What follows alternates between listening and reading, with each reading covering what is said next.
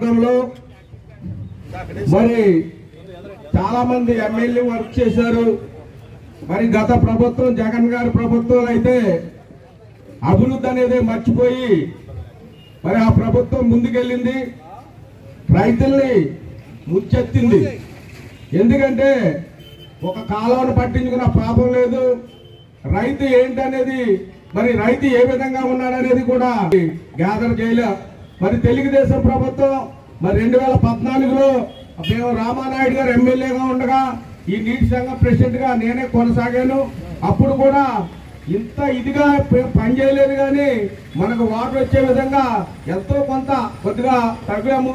అప్పట్లో మరి మనకు సేఫ్టీ ట్యాంకులు అన్ని కూడా మా కాలువ పక్కనే కట్టి దాంట్లో నుంచి వచ్చిన వేస్ట్ కూడా పైపు మా కాలువకి వచ్చేటట్టుగా మరి టౌన్ లో మరి బీభత్సం సృష్టించిన సంగతి ఈ ప్రక్కనే ఉన్న నివాసంలో ఉన్న సోదరులందరూ కూడా మరి వాళ్ళు కూడా కొద్దిగా నేను వాళ్ళకి కూడా తెలియపరుస్తున్నాను.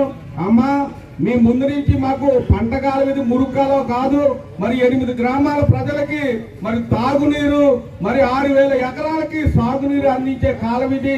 మీరు కూడా మీ స్నానాలకి మీరు అవసరాలకి వాడుకోవచ్చు తప్ప మీ వ్యర్థ పదార్థాలన్నీ కూడా కాలంలో వేయొద్దని చెప్పేసి మరి సభాముఖంగా తెలియజేసుకున్నాం.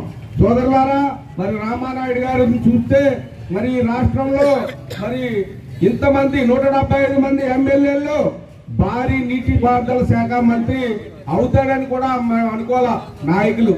మరి చంద్రబాబు నాయుడు గారు ఒక మేధావి గనక, ఒక రాజకీయ చరిత్ర ఉన్న నాయకుడు కనుక మరి రామానాయుడు గారు ఏంటి, ఆయన ఏం చేయగలరనేది ఆయన మనసులో నిర్ధారించుకుని భారీ నీటిపారుదల శాఖ మంత్రిగా మరి ఆయన ఇచ్చినందుకు మన పాలకొల్లు నియోజక ప్రజలందరూ కూడా చంద్రబాబు గారికి మరి పాదాభిషేకం చేయవలసిన అవసరం ఎంతైనా ఉందని తెలియజేసుకుంటున్నాం.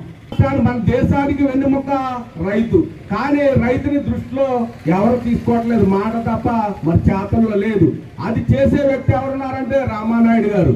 ఎందుకంటే ఆయన ఒక రైతు బిడ్డగా, ఒక ఎడ్యుకేషన్ PhD చేసిన వ్యక్తిగా మరి ఈ రోజున చదువుకున్నాడు కాబట్టి మన నియోజకవర్గానికి 3 సార్లు ఎమ్మెల్యేగా అయ్యి మరి మినిస్టర్ గా వచ్చి ఈ రాష్ట్రంలో మరి అభివృద్ధి అనేది పరుగులు పెడుతున్నాయంటే ఓన్లీ రామానాయుడు గారి వల్లే.